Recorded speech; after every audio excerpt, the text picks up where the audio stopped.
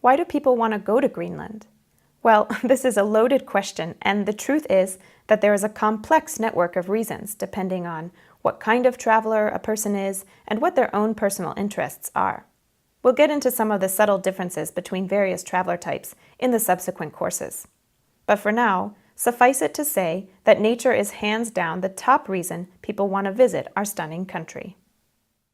Even those who are self-proclaimed cultural enthusiasts, let's say, find themselves drawn to Greenland by images of horizons filled with icebergs, thoughts of how fresh the air smells, water so pure it can be drunk directly from the stream, and a jigsaw coastline spotted with small towns and settlements.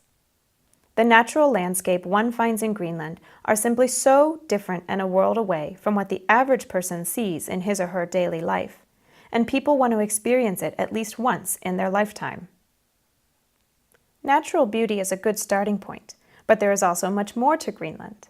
And of course, prospective travelers want more specifics about what the attractions are exactly and how they experience them. How do we define natural experiences in Greenland? We created the Big Arctic 5 concept to be a sort of starter pack to define the core components of what is exciting about Greenland. The 5 elements, in no particular order, are dogsledding, northern lights, ice and snow, the pioneering people of Greenland, and whales. We will go through each of them briefly now. Ice comes in all sizes, shapes, and colors. There are shades of blue, white, and clear, some with effects like cracked marble, creating an otherworldly backdrop for photos.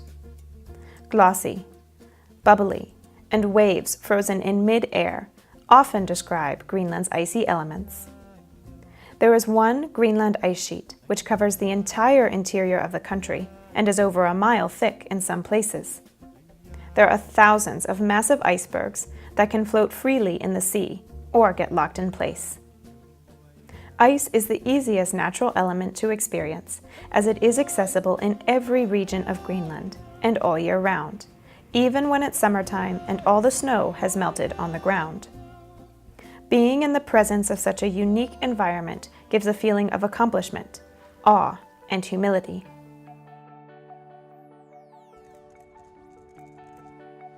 Changing gears to whales, Greenland prides itself on having only free and wild animals in its waters.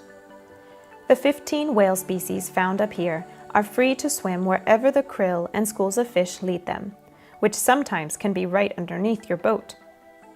That being said, some species favor certain regions of Greenland more than others, and even choose particular fjords year after year, making many places along the coast reliable havens for whale safari. Summertime from June to September is the prime whale watching season.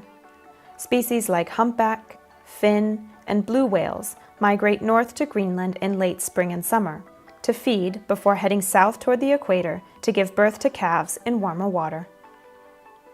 There are also 3 species for which Greenland is a permanent home, known as the winter whales. Bowhead, narwhal, and beluga whales stay in Arctic waters all year long. However, they stick to remote pockets of the coastline and are quite rare to spot on the average whale-watching tour.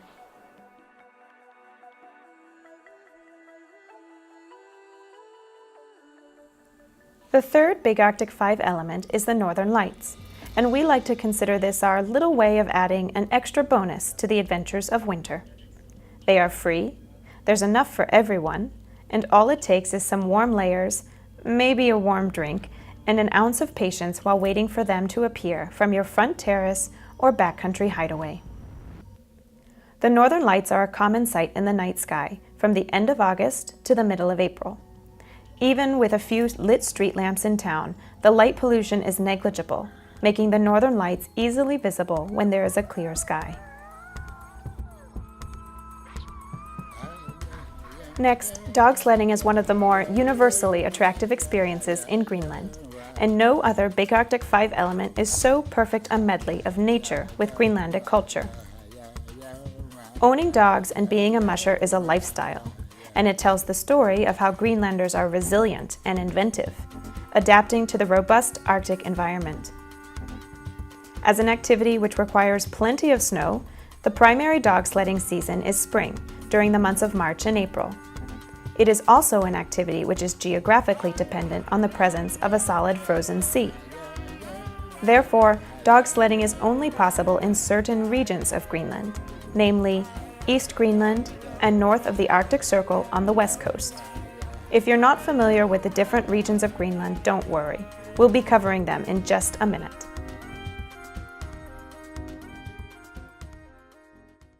We save the most important Big Arctic 5 element for last, because it is the glue that holds everything together. It is the image which should stay freshest in your mind. The pioneering people of Greenland are the guides, cafe servers, sheep farmers, boat drivers, dog mushers, Airbnb hosts, and random smiling faces on the street who live in and love this country 365 days a year. In a single word, Greenlanders are diverse, though this transcends ethnicity to include personality, interest, and style. Greenlanders live in large cities like the capital, all the way down to tiny remote settlements of less than 100 people. Many choose to maintain a traditional way of life through fishing and hunting, while others embrace a more cosmopolitan, global pace. No matter who you meet, Greenlanders are no doubt proud, dynamic, and welcoming.